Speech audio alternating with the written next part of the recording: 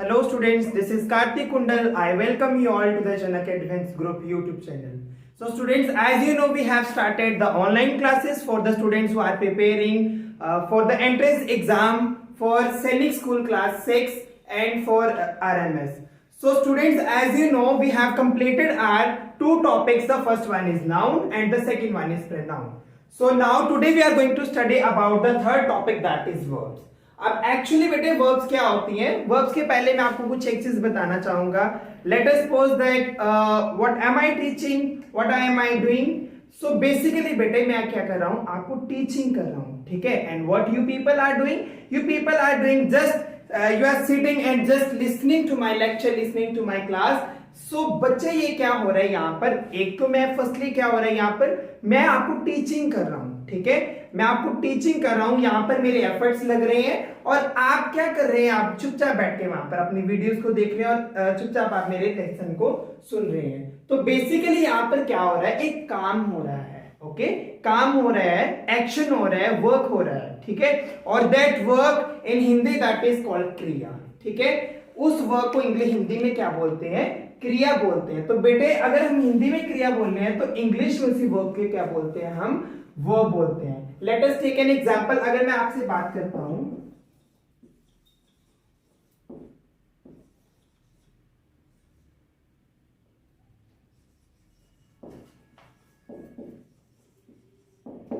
The girl flies a kite. अब बेटे आपके पास एक छोटी सी एग्जांपल है, the girl flies a kite. अब यहां पर क्या कर रही है? जो गर्ल है वो क्या कर रही है?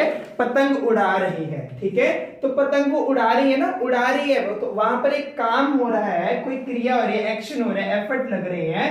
सो flies. So flies word which denotes an action, which denote an action or a verb that is called verbs. Clear हो गया? तो ये फ्लाइज क्या हो गई? एक वर्ब बन गई है जो क्या कर रही है? एक काम कर रही है, ठीक है. और यहां पर क्या शो किया जा रहा है? जो गर्ल है वो क्या कर रही है? काइट उड़ा रही है, पतंग उड़ा रही है, ठीक है. So that is called action और verb. Next we have another example.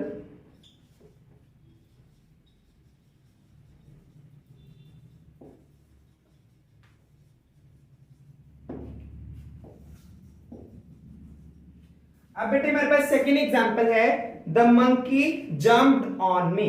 अब मंकी ने क्या किया? मेरे ऊपर जंप कर दिया है, ठीक है. तो यहां पर भी बेटे एक एक्शन हुआ है, ठीक है. यहां पर भी किसी स्टेट को शो किया जा रहा है, तो दैट इज कॉल्ड वर्ब.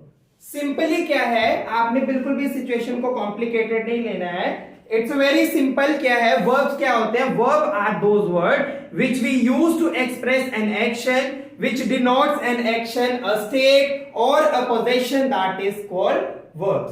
ठीक है. तो अभी मैं आपको बेटे एग्जांपल डेफिनेशन लिखवा रहा हूं, आप उसको सभी बच्चे अपनी नोट कॉपीज के ऊपर नोट डाउन कर लीजिए.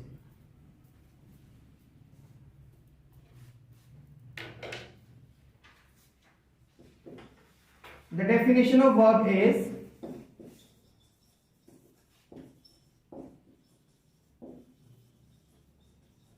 a verb is a word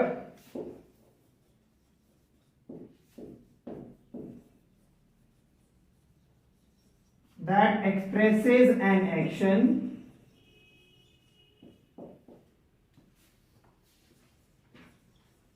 a state or possession. ठीक है.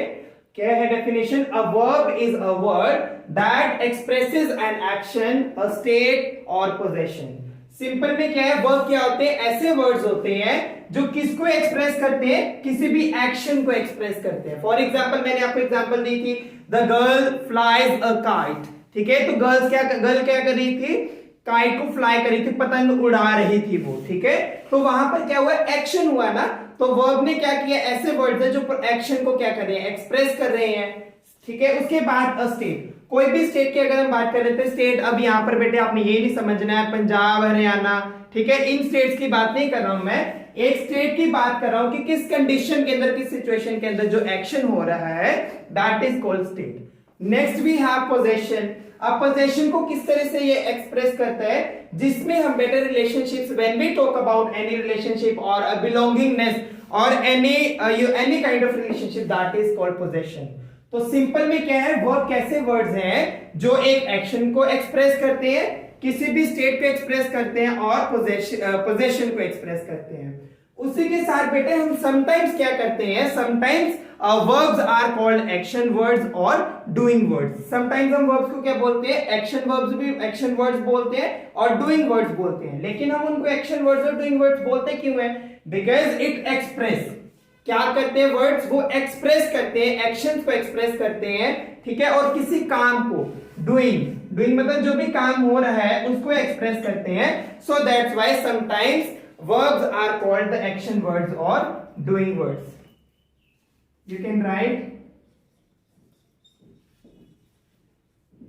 verbs are sometimes called action words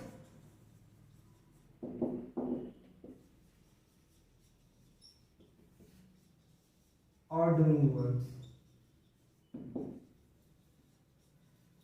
clear हो गया. अब आपको एक एग्जांपल और देते हैं. For example we have a example,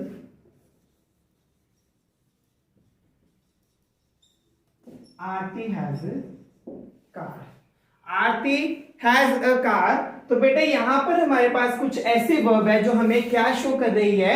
यहां पर अब मैंने आपको पहले एक्शन की बात कर दी थी, स्टेट की बात भी हो गई थी. अब हम किसकी बात करेंगे, पोजेशन की बात करेंगे कि जो वर्ब्स है वो पोजेशन को कैसे शो करती हैं, हमारे बिलोंगिंगनेस को, ऑनरशिप को, या फिर किसी भी रिलेशनशिप्स को कैसे शो करते हैं. सो आरती हैज अ कार. आरती के पास क्या है, कार है. तो has is a word which shows a possessionness, or as has is a word which shows a ownership in the sentence. Okay, so I hope you have understood.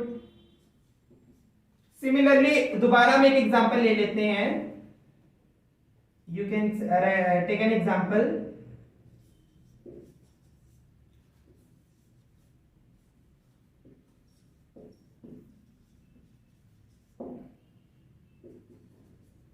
The boy flies a kite. अब यहाँ पर क्या कर रहा है, जो लड़का है वो पतंग उड़ा रहा है. ठीक है, एक्शन हो रहा है ना, यहाँ पर डूइंग एक्शन हो रहा है.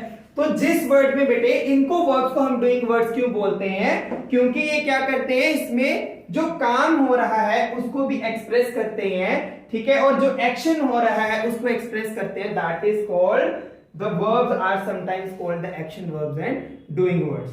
सो यहां तक आपको क्लियर हो गया. अब बेटे हमारे पास एक छोटे से दो वर्ड्स आते हैं, सब्जेक्ट एंड ऑब्जेक्ट. ठीक है, हमारे पास टू बेसिक टर्म्स आती हैं, सब्जेक्ट एंड ऑब्जेक्ट. तो बेटे अब आपको मैं बताऊंगा कि सब्जेक्ट क्या होता है और ऑब्जेक्ट क्या होता है. Basically subject is a person और thing which is known as the doer of the action. Clear. Subject क्या है, कोई भी पर्सन हो सकता है, कोई थिंग हो सकती है जो एक्शन को परफॉर्म करते हैं. ठीक है, और we can say that the person we are talking about, जिस पर्सन के बारे में हम बात कर रहे हैं, that is called the subject. Okay, और similarly second we have the object.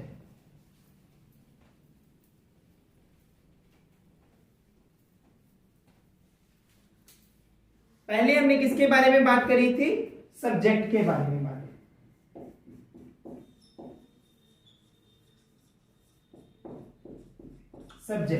Subject मैंने आपको क्या बोला था, सब्जेक्ट इज अ पर्सन और thing which is known as doer of the action, जो एक्शन को परफॉर्म कर रहा है, जो फंक्शन को परफॉर्म कर रहा है. The person who is performing a function, that is called subject. Similar. Okay, तो आगे हमारे पास बेटे सेकेंड टर्म आती है object. Now what do you mean by object. Object बेटे क्या हो सकता है, अ पर्सन और anything which is affected by the subject. जो भी पर्सन हो सकता है या थिंग हो सकती है जो सब्जेक्ट से अफेक्ट होती है, दैट इज कॉल्ड ऑब्जेक्ट. ठीक है, तो in simple you can write a person और thing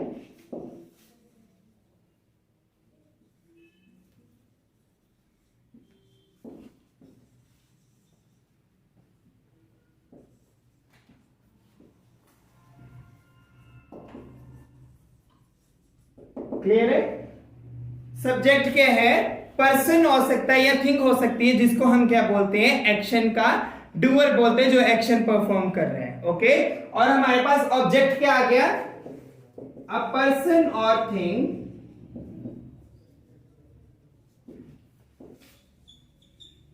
affected by the object, subject, sorry, क्या हो सकता है, कोई भी पर्सन हो सकता है, जो थिंग हो सकती है, जो किससे अफेक्ट होती है, ऑब्जेक्ट से अफेक्ट होती है, दैट इज कॉल्ड ऑब्जेक्ट। अब बेटे आपको आई थिंक सो आपको अभी भी लिटिल बिट क्लियर नहीं हुआ होगा, मैं आपको एक एग्जांपल के थ्रू समझाता हूं। Let us take an example. Similarly हम पहली एग्जांपल ही लेंगे, ठीक है।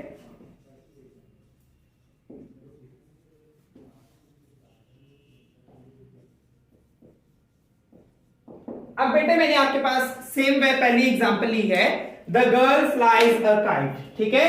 आपके पास एग्जांपल है, I have written one example on a white board, that is the girl flies a kite. अब यहां पर क्या हुआ, गर्ल जो है वो क्या कर रही है, पतंग को उड़ा रही है, ठीक है। तो who is performing action, who is the doer of the action, the girl. Okay, girl flies a kite, girl जो है वो काइट को उड़ा रही है, so the girl is a person who performs a action, so that's why girl is called subject. Clear हो गया, जो भी पर्सन एक्शन को परफॉर्म कर रहा है that is called subject. Now who is affected by the subject. अब जो है गर्ल उड़ा रही है, लेकिन क्या उड़ा रही है, काइट उड़ा रही है, so a kite is called object. Clear हो गया, जो काइट है वो क्या बन जाएगा, ऑब्जेक्ट बन जाएगा। क्यों, क्योंकि जो गर्ल उसके ऊपर क्या कर रही है, एक्शन कर रही है, काइट के ऊपर एक्शन कर रही है अपना, that is called the girl flies a kite, और in this sentence the girl is called subject and a kite is called object. Clear हो गया यहां तक सबको। अब बेटे एक छोटी सी चीज और मैं आपको बताना चाहता हूं कि जो सारे सेंटेंसेस होते हैं ना, all the sentences have an object, हर एक सेंटेंस का ऑब्जेक्ट सब्जेक्ट होता है, लेकिन जो मोस्ट ऑफ द सेंटेंसेस होते हैं उनके भी ऑब्जेक्ट्स होती है, ठीक है। हम ये नहीं कह सकते कि किसी सेंटेंस का सब्जेक्ट नहीं है। I have already told you that all the sentences have subject, okay, but most of the sentences are those which have an object also.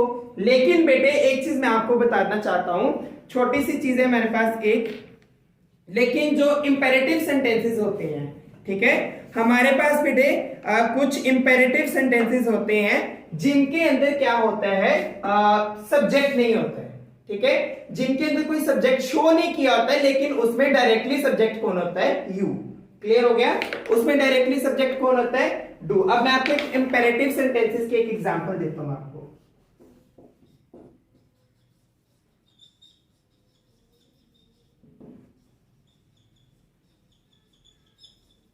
Imperative sentences, clear है। अब इंपेरेटिव सेंटेंसेस की मैं आपको example देता हूं।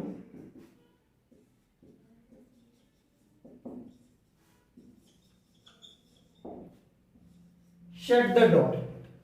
अब शट द डोर है, object तो है इस सेंटेंस के अंदर, ऑब्जेक्ट कौन है, डोर है, जो अफेक्ट हो रहा है, लेकिन यहां पर डायरेक्टली उन्होंने किसी भी चीज को सब्जेक्ट नहीं बताया, आई, वी, यू, दे, कोई भी सब्जेक्ट नहीं लिखा है, तो इसमें डायरेक्टली बेटे क्या होता है, you is called the subject. क्यों, क्योंकि वो कमांड जो है वो डायरेक्टली आपको दी गई है, डायरेक्टली आपको ऑर्डर दिया गया है, सो इनडायरेक्टली इस सेंटेंस के अंदर सब्जेक्ट कौन होगा, यू।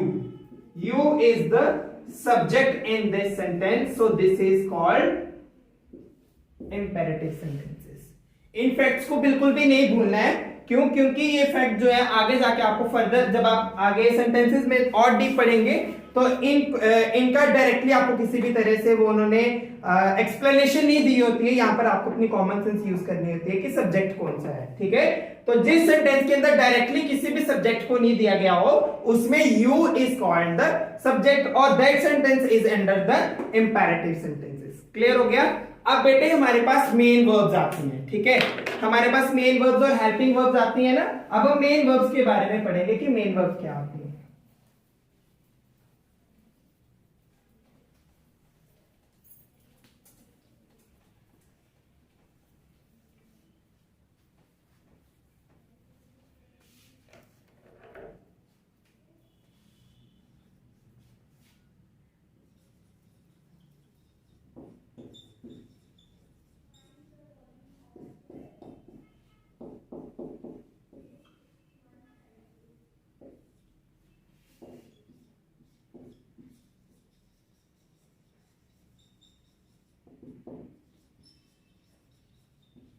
नाउ बेटे मेन वर्ब्स, अब मेन वर्ब्स का आपको पहले पता भी होना चाहिए कि जो मेन वर्ब्स है, मेन वर्ब्स क्या होती हैं? ऐसी वर्ब्स होती हैं, ऐसे वर्ड्स होते हैं जो एक सेंटेंस के अंदर पर्टिकुलर फंक्शन परफॉर्म करते हैं, जो मेनली एक फंक्शन को परफॉर्म कर रहे हैं, that is called main verbs. अब बच्चे हमारे पास जो मेन वर्ब्स है वो भी टू टाइप्स की होती है, transitive verbs and intransitive verbs. Okay, we have two kinds of main verbs. The first one is transitive verbs and the second one is intransitive verbs.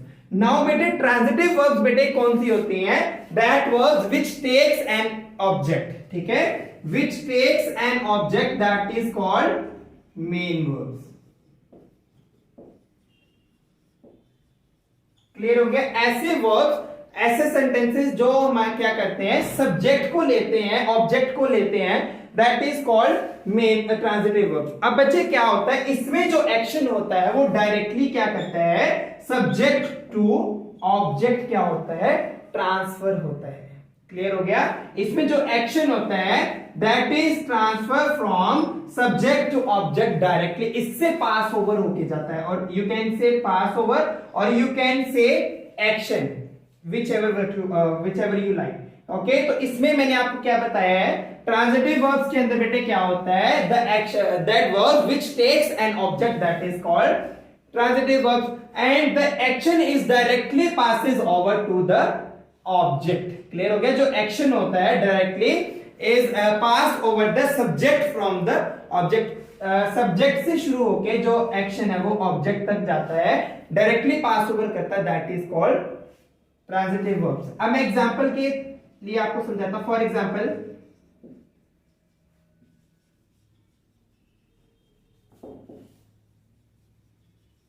Take an example कि मैंने यहां पर लिखा है Rita open the door. अब रीता ने क्या किया है, डोर को ओपन किया है, तो डोर इज कॉल्ड ऑब्जेक्ट। सो जो एक्शन है सब्जेक्ट से डायरेक्टली किसको हो रहा है, ऑब्जेक्ट की तरफ पास ओवर हो रहा है, so that is called Rita open the door. So door is called the object, so this is called the transitive verbs. Clear हो गया? रीता ने जो है डोर को ओपन किया है, ओपन, ठीक है, so that is called transitive verbs. ठीक है, जो क्या करती है, सब्जेक्ट से जो ऑब्जेक्ट है वो डायरेक्टली पास ओवर होता है, जो ऑब्जेक्ट को you can say that the verb which takes an object. ठीक है, ऐसी वर्ब जो ऑब्जेक्ट को इंक्लूड करती हैं, दैट इज कॉल्ड सब्जेक्ट, और simply you can say that the verb is completed with the object. ठीक है, ऐसी वर्ब जो ऑब्जेक्ट को लेकर कंप्लीट होती हैं, that is called transitive verbs. Secondly we have the intransitive verbs.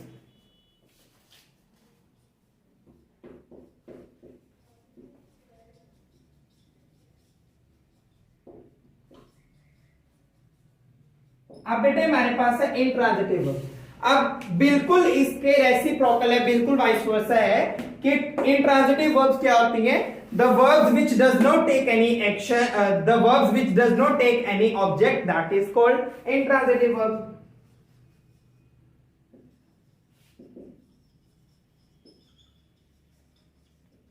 ऐसी वर्ब जो ऑब्जेक्ट नहीं लेती हैं, that is called intransitive verbs, or you can say that this sentence is incomplete without the subject। ठीक है, object के बिना ये जो सेंटेंस है वो इनकम्प्लीट होता है। For example, Reena weeps.